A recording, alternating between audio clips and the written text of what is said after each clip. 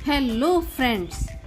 विदेश जाने का सपना तो हर कोई देखता है, पर बजट की अधिकता और कागजी झंझटों के कारण लोग हमेशा पीछे हट जाते हैं। कम बजट में अपने सपने को साकार करने के लिए बैग पैक कीजिए और वोटर आईडी कार्ड लेकर नेपाल की यात्रा पर निकल जाइए। न पासपोर्ट का झंझट, न कागजी कार्यवाही। नेपाल के काठमांडू तक आप हवाई मार्ग से त्रिभुवन अंतर्राष्ट्रीय हवाई अड्डे तक पहुंच सकते हैं। भारत के सभी मुख्य हवाई अड्डों से हवाई जहाज के द्वारा पहुंचा जा सकता है। काठमांडू रेल मार्ग के द्वारा सीधा जुड़ा हुआ नहीं है, लेकिन आप यूपी के गोरखपुर या बिहार के रक्सौल तक ट्रेन द्वारा पहुंच सकते हैं। वहां से बस या कार द्वारा काठमांडू जा सकते हैं। यदि आप प्राइवेट कार द्वारा जाना चाहे तो आपको बॉर्डर पर गाड़ी का परमिट बनवाना पड़ेगा, तभी आप नेपाल में अपनी गाड़ी लेकर जा पाएंगे। नेपाल में भारत की सिम काम नहीं करती, इसलिए नेपाल में पहुंचते ही आपको अगर फ़ोन चालू रखना है तो नेपाली सिम खरीदनी पड़ेगी। फ़ोन को सोच समझ कर ही यूज करें, भारत की तरह अनलिमिटेड नेट नहीं मिलता है। करेंसी की यदि बात करें तो आपको 1000 रुपये के 1600 रुपये मिलेंगे। आप सीमा पर करेंसी एक्सचेंज कर सकते हैं। 100 और 200 रुपये भारतीय नोट नेपाल में आसानी से लोग ले लेते हैं, पर 500 के नोट लेने में आनाकानी करते हैं। इसलिए आप करेंसी एक्सचेंज करवा कर ही जाएं, ताकि सामान खरीदने में आपको आसानी हो। रहने के लिए आपको आसानी से होटल या धर्मशालाएं पशुपतिनाथ मंदिर के आसपास उपलब्ध हो जाएगी। आइए जानते हैं काठमांडू में आप 2-3 दिन कहाँ कहाँ घूम सकते हैं। चित्र में दिखाई देने वाला बौद्ध स्तूपा 1979 में यूनेस्को के विश्व धरोहर स्थल में शामिल किया गया है, जो दुनिया भर में सबसे ज़्यादा बौद्ध स्थलों में देखे जाने वालों में से एक है। यह शहर से लगभग 11 किलोमीटर दूर स्थित है। प्रतिदिन यहाँ विभिन्न धार्मिक पृष्ठभूमि से हजारों तीर्थयात्री भ्रमण के लिए आते हैं। मानसिक शांति व मन चाहा फल प्राप्त करने के लिए दिल में द्वेष को दूर कर स्तूप की शुद्ध भाव से परिक्रमा करनी चाहिए। और यहाँ पर घी के दिए जलाने का भी रस्म है। हजारों लोग अपने मन की शांति के लिए यहाँ दिए जलाते हैं। माना जाता है कि स्तूप में कश्यप बुद्ध की राह को दफनाया गया था। स्तूप के चारों ओर नेपाल की संस्कृति को दर्शाती हुई अनेक दुकानें हैं, जो पर्यटकों के मन को मोह लेती है। सार्क कंट्रीज के लोगों के लिए यहाँ पर 100 रुपये की एंट्री फीस है और विदेशियों के लिए 400 रुपये की। तो जब भी एक बार आप नेपाल जाएं और यहाँ पर ज़रूर भ्रमण करके आएँ, आपको बहुत ही अच्छा लगेगा, क्योंकि नेपाली संस्कृति और नेपाली विरासत आपको यहाँ इस स्तूप के चारों ओर जो दुकानें उसमें देखने को मिलेंगी। काठमांडू का पशुपतिनाथ मंदिर बागमती नदी के किनारे स्थित है। यह भगवान भोले को समर्पित धाम, जहाँ पर हजारों की संख्या में लोग भगवान के दर्शन करने के लिए आते हैं और शिव से आशीर्वाद लेते हैं। पशुपतिनाथ मंदिर नेपाल की संस्कृति, धार्मिकता और ऐतिहासिक महत्व का प्रतीक है, और यह दुनिया के विभिन्न कोनों से आने वाले हिंदू श्रद्धालुओं के लिए एक मुख्य तीर्थ स्थल है। इस मंदिर को लगभग 5 से 6वीं शताब्दी में बनाया गया था। पूरा लकड़ी का बना हुआ इसकी कलाकृति आप देखेंगे तो बहुत ही सुंदर है, मनमोहक है। वैसे तो आप पूरे साल मंदिर के दर्शनों के लिए जा सकते हैं, पर दिसंबर जनवरी में यहाँ बहुत अधिक ठंड होती है, तो आप उसी हिसाब से प्रोग्राम बनाइए। दोपहर में 12 बजे से 4 बजे तक मंदिर के पट बंद रहते हैं। समय को ध्यान में रखकर बाबा के दर्शन के लिए जाएं। स्वयंभूनाथ, जिसे लोकप्रियता के कारण मोंक टेम्पल भी कहा जाता है, यह एक बौद्ध लोगों का धार्मिक स्थल है तथा प्राचीन स्तूप है, जो नेपाल के धार्मिक और सांस्कृतिक जीवन का महत्वपूर्ण तत्व है। स्वयंभूनाथ नेपाल के पर्यटन और धार्मिक स्थलों में से एक है और विश्व भर से यात्री इसे देखने के लिए आते हैं। बताया जाता है कि इसे लगभग 2000 वर्ष पहले बनवाया गया था। यहाँ पर भिक्षुओं, बौद्ध साधुओं और परंपरागत धार्मिक उत्सवों के दौरान भक्तजन आते रहते हैं। इसमें शंकराचार्य मंदिर भी स्थित है, जिसे आदि शंकराचार्य के द्वारा स्थापित किया गया था। मंदिर में उच्चारित होने वाली बुद्धम शरणम गच्छामि की धुन आपके मन को मंत्रमुग्ध कर देगी। यहाँ बौद्ध धर्म के लोग जो उपासक हैं वो यहाँ पर आकर उपासना करते हैं, ध्यान करते हैं। सुबह सुबह यहाँ की छटा सुंदरता देखने लायक होती है। हिंदू संस्कृति में जिस तरह माला फेरने का रिवाज है, उसी तरह बौद्ध संस्कृति में ये जो आपको लाल रंग के पहिए जैसे दिख रहे हैं, इनको घुमाने का रिवाज है, जिसको घुमाकर लोग अपनी जो मंत्र है उनका उच्चारण करते हैं और ऐसा कहते हैं कि इनको घुमाने से जो पाप है उनका नाश होता है। तो अगर आप देखेंगे यहाँ की वास्तुकला, सुंदरता, चित्रकारी, नक्काशी देखते ही बनती है। आप ज़रा नज़र डालिए कि कितना सुंदर इनका जो कार्य है। एक तो बहुत ही रंगीन कलाकारी की हुई है और बहुत ही सुंदर कार्य इन्होंने किया हुआ है, जो बौद्ध संस्कृति का प्रतीक है।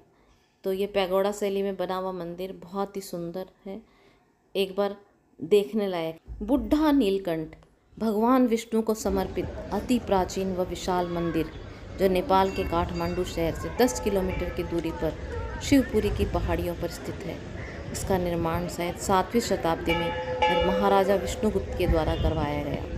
यहाँ पर भगवान विष्णु शेषनाग पर सोते हुए विशाल मूर्ति में तैरते हुए दिखाई देते हैं। यह तालाब क्षीर सागर का प्रतिनिधित्व करता है। इस मंदिर को नेपाल की स्थानीय भाषा में नारायण थान मंदिर भी कहा जाता है। इसमें भगवान विष्णु अपने चतुर्भुज अवतार में, जिनके 4 हाथ हैं, इन 4 हाथों में भगवान विष्णु ने सुदर्शन चक्र, कमल का पुष्प, शंख व गदा पकड़ी हुई है और साथ ही भगवान विष्णु के मस्तिष्क पर एक विशाल चांदी का मुकुट भी पहनाया गया है। देश विदेश से लाखों की संख्या में श्रद्धालु यहाँ आते रहते हैं, लेकिन राज परिवार के कोई सदस्य इस मंदिर में नहीं जा सकते। दरअसल ऐसा कहा जाता है कि नेपाल के राज परिवार को ये श्राप मिला हुआ है कि यदि राज परिवार का कोई भी सदस्य इस मंदिर में जाएगा और भगवान विष्णु की इस मूर्ति के दर्शन करेगा तो उनकी मृत्यु हो जाएगी। इसलिए कोई भी राज परिवार के सदस्य इस मंदिर में नहीं जाते, लेकिन इस मंदिर की बहुत ही बड़ी मान्यता है।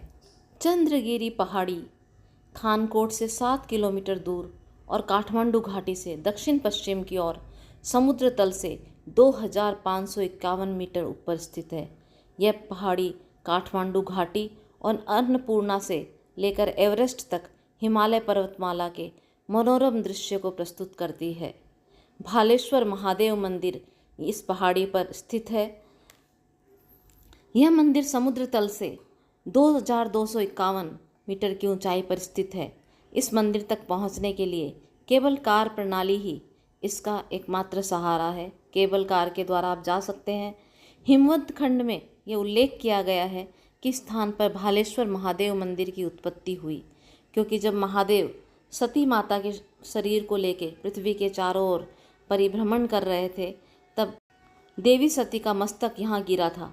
विभिन्न कथाओं के आधार पर मान्यता प्रचलित है कि यदि भक्त इस भालेश्वर महादेव के दर्शन करेंगे तो उनकी सारी मनोकामनाएं पूर्ण होंगी। घरेलू और विदेशी पर्यटक चंद्रगिरी पहाड़ी से दिखने वाले पहाड़ों और काठमांडू घाटी के मनोरम दृश्य का आनंद लेने, अपने दैनिक जीवन से छुट्टी लेने और आराम करने और समारोह आयोजित करने और देश विदेश से आए हुए मेहमानों से मिलने के लिए यहाँ आते हैं। इसके अलावा धार्मिक और ऐतिहासिक रुचि रखने वाले लोग भी दर्शन और अध्ययन के लिए, शांति के लिए इस चंद्रगिरी पहाड़ी तक पहुँचते हैं। यहाँ तक पहुँचने के लिए केबल कार से भारतीय सहित सभी लोगों के लिए शुल्क है 1300 रुपये प्रति टिकट, और जो नेपाली व्यक्ति है उनके लिए 800 रुपये प्रति व्यक्ति टिकट लगता है। तो बहुत ही ऊंचा, बहुत ही सुंदर नज़ारा यहाँ से आपको दिखाई देता है। तो एक बार ज़रूर इसका अनुभव करने लायक है। यहाँ से आपको पूरी काठमांडू घाटी दिखाई देती है। जब भी आएँ एक बार चंद्रगिरी तक ज़रूर जाकर आएँ, क्योंकि यहाँ का मौसम भी बहुत सुहावना होता है। पल पल मौसम बदलता है। हम जैसे ही वहाँ पहुँचे तेज़ बारिश शुरू हो गई थी और ओले गिरने लग गए। तो एक बार ज़रूर आप इसका आनंद ले सकते हैं। यदि आसमान साफ़ हो, बादल ना हो, तो आपको यहाँ से अन्नपूर्णा की चोटी और एवरेस्ट की चोटी तक दिखाई देती है, क्योंकि नेपाल का ही एक हिस्सा है एवरेस्ट की चोटी। तो आप ज़रूर दर्शन कर सकते हैं। भोले बाबा यहाँ बहुत दूर ऊंचाई पर आकर बैठे हुए हैं। नंदी को आप देख सकते हैं चित्र में। तो बहुत ही सुंदर, बहुत ही मनोरम, मंदिर भी बहुत सुंदर है और यहाँ का जो प्राकृतिक दृश्य और नज़ारा है वो भी बहुत सुंदर है।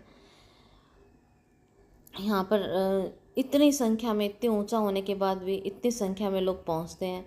और जो मंदिर है उसकी छटा और उसकी जो शांति है वो आप ज़रूर महसूस करें एक बार आकर। और पास में ही यहाँ पे भूटान जो नेपाल के राजा जिन्होंने ये बनवाया था मंदिर, उनकी भी मूर्ति स्थापित की गई है। तो आकर एक बार ज़रूर आनंद ले सकते हैं। नेपाल में आपको जो भी काम किया हुआ दिखाई देगा, खिड़कियों, दरवाज़ों और दीवारों पर सारा काठ का काम है। बहुत ही सुंदर, यहाँ की जो भी कलाकार है वो बहुत सुंदर इन्होंने काम किया है। तो अगर आप देखेंगे तो ये पूरा क्षेत्र काठ के काम से, देखिए अब काले रंग का जो लोहे की जाली जैसा दिखाई दे रहा है, सारा लकड़ी का काम किया हुआ है। तो यहाँ की नक्काशी और यहाँ की कलाकारी भी देखते ही बनती है। और इस पूरे क्षेत्र में बहुत ही शांति है। यहाँ पर रिसॉर्ट भी है। चंद्रगिरी पहाड़ी पर ठहरने के लिए उत्तम व्यवस्था है। तो यदि आप यहाँ पर आकर ठहरना चाहें और प्राकृतिक दृश्य का आनंद लेना चाहें तो यहाँ पर आप आकर आराम से रुक सकते हैं। दरबार स्क्वायर काठमांडू नगरी में स्थित एक प्रमुख पर्यटन स्थल है। नेपाल के भगतपुर में स्थित यह पूर्व शाही महल परिसर है। इसमें 14वीं से 15वीं शताब्दी तक नेपाल के मल्ल राजा और 15वीं से 18वीं शताब्दी तक भगतपुर साम्राज्य के राजा इस स्थान पर रहे। इस स्थान को भगतपुर दरबार स्क्वायर के नाम से जाना जाता है। यूनेस्को की विश्व धरोहर स्थल काठमांडू दरबार स्क्वायर अपने कलाकार और शिल्पकार प्रदर्शन के लिए प्रसिद्ध है और काठमांडू पैलेस साम्राज्य के पूर्व महल के सामने स्थित है। महलों और चौक पर कई पुनर्निर्माण कार्य अभी किए गए हैं।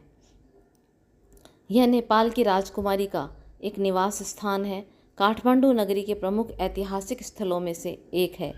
दरबार स्क्वायर ने नेपाली संस्कृति, इतिहास और सांस्कृतिक विरासत को अपने अंदर समेट रखा है, जो लगभग 12वीं सदी में बना हुआ है। यहाँ हिंदू और बौद्ध मंदिर, स्तूप और श्री कृष्ण मंदिर भी शामिल है। अगर आप काठमांडू गए हैं तो एक बार दरबार स्क्वायर पर ज़रूर जाएं। यहाँ आपको नेपाल की संस्कृति और नेपाली धरोहर देखने को मिलेगा। वर्तमान समय में इसे एक राष्ट्रीय गैलरी के रूप में परिवर्तित कर दिया गया है, जिसके लिए शुल्क लिया जाता है। 500 रुपये देकर आप इस पूरे क्षेत्र को देख सकते हैं। पास में एक प्रसिद्ध स्वर्ण द्वार है जो मूल चौक की ओर जाता है। यहाँ तालेजू मंदिर भी बना हुआ है। यह मंदिर काठमांडू घाटी के अन्य मुख्य शहरों की तरह ही देवी तालेजू भवानी को समर्पित है और इसमें तालेजू भवानी और कुमारी दोनों के ही मंदिर उपस्थित है। मंदिर में प्रवेश प्रतिबंधित है और कई धार्मिक कारणों और सुरक्षा कारणों से यहाँ फ़ोटो नहीं खींची जा सकती। लेकिन दशहरे के टाइम यहाँ पर जो इनके पंडित निर्धारित किए गए हैं वो यहाँ पर आकर पूजा कर सकते हैं। तो इस क्षेत्र में जाकर आप नेपाल की संस्कृति को पास से देख सकते हैं। मार्केट को किसी भी स्थान के हृदय या प्राण कहें तो गलत नहीं होगा। काठमांडू शहर का थमेल सबसे अधिक भीड़ भाड़ वाले और लोकप्रिय व्यावसायिक केंद्रों में से एक है। पिछले 4 दशकों में थमेल अपने ऐतिहासिक स्मारकों या क्लबों, आरामदायक रेस्तरों और शानदार मंदिरों के साथ पर्यटकों की ज़रूरतों को पूरा करने के लिए विश्व में प्रसिद्ध है। थमेल की गली और दुकानों में आपको आपकी ज़रूरत की हर चीज़ मिल जाएगी। अच्छे भोजन और कपड़े से लेकर संगीत एल्बम, ट्रैकिंग सामान आदि सभी कुछ यहाँ उपलब्ध है। नेपाल की अद्वितीय संस्कृति की झलक आपको यहाँ दिखाई देगी। नेपाल के प्रसिद्ध पोते की असंख्य दुकानें मन को मोह लेती है। हमने भी कुछ पोते खरीदे और बाज़ार में घूमते रहे कई देर तक। देखिए यहाँ पर आपको असंख्य लोगों की भीड़ दिखाई दे रही है और ये पोते की दुकान है। पोते अर्थात नेपाली मंगलसूत्र। इस चित्र में दिखाई देने वाला यह मंदिर माता सती को समर्पित गुहेश्वरी मंदिर है, जो कि परशुपतिनाथ मंदिर से 1 किलोमीटर दूरी पर स्थित है। यह भी बागमती नदी के किनारे पर बना हुआ है। ऐसा माना जाता है कि यहाँ सती माता के पार्श्व भाग के कुछ अंग गिरे थे और यह शक्तिपीठ है। 51 शक्तिपीठों में से एक है। यहाँ की शक्ति है महाशिरा एवं भैरव है कपाली। तंत्र मंत्र की साधना के लिए भी इस मंदिर की बहुत मान्यता है। यह है काठमांडू का सांगा सस्पेंशन ब्रिज। इस ब्रिज से होते हुए कैलाशनाथ महादेव के दर्शन करने के लिए आगे बढ़ रहे हैं हम। लेकिन इस ब्रिज पे जाते हुए मुझे बहुत ज़्यादा डर लग रहा था, क्योंकि ये ज़मीन से कम से कम 1000 फीट से भी ज़्यादा ऊपर होगा। और मेरी दिल की धड़कनें तेज़ हो रही थी जैसे हवा में ये झूलता जा रहा था। और मेरे चेहरे पे डर स्पष्ट देखा जा सकता है। और बहुत डरते डरते मैं आगे बढ़ रही थी, क्योंकि गुजरात का जो वो ब्रिज हादसा हुआ था उसके बाद मुझे इस पे चढ़ते हुए बहुत ही डर लग रहा था। लेकिन धीरे धीरे मैं आगे बढ़ती गई और आगे बढ़कर मैंने शायद रोमांच तो कम हुआ लेकिन डर ज़्यादा लगा। और यहाँ पे हम पहुँच गए कैलाशनाथ महादेव के दर्शन करने के लिए, जो उच्चतम प्रतिमा है। बहुत ही ऊंची पहाड़ी पर ये मंदिर बना हुआ है। बहुत मज़ा आएगा क्योंकि मुझे पहले से कुछ यादें थी इसलिए मुझे डर लग रहा था, लेकिन ये बहुत एक रोमांचक यात्रा होगी आपके लिए। ब्रिज से आगे बढ़ते हुए जब हम ऊंची ऊंची पहाड़ियों को देखेंगे तो बहुत ही बेहद रोमांचक अनुभव होगा। नीचे बहुत नीचे सड़क है जहाँ से नीचे जाते हुए आपको गाड़ियाँ भी दिखाई देगी, और बहुत ही ऊंचा ये ब्रिज है। इस तरह से चलते हुए हम पहुंच गए कैलाशनाथ महादेव मंदिर में, जो कि बहुत ही ऊंची प्रतिमा है। आपको बेहद अच्छा लगेगा देखकर। आइए मंदिर के दर्शन करते हैं। बाबा भोलेनाथ के अंदर मंदिर है जहाँ पर शिवलिंग है और बहुत सारे भक्त यहाँ पर दर्शन करने के लिए आते हैं। तो यहाँ पे हमने दर्शन किए कैलाशनाथ बाबा के। तो इस तरह से आप काठमांडू 5-6 दिन लेकर आराम से घूम सकते हैं, नेपाल का काठमांडू। और उसके अलावा अगर आप आसपास और जाना चाहें तो पोखरा जा सकते हैं। और अगर आप ट्रैकिंग के शौकीन हैं तो आप नेपाल में आपको ट्रैकिंग के लिए बहुत सारी जगह मिलेगी जहाँ पे आप ट्रैक कर सकते हैं। तो जैसे कि अन्नपूर्णा बेस कैंप है और इसका एवरेस्ट का बेस कैंप है। इस तरह से आप वहाँ पे ट्रैकिंग भी कर सकते हैं। तो कम बजट में अगर आपको कहीं घूमना है तो आप नेपाल की यात्रा कर सकते हैं। जय भोलेनाथ।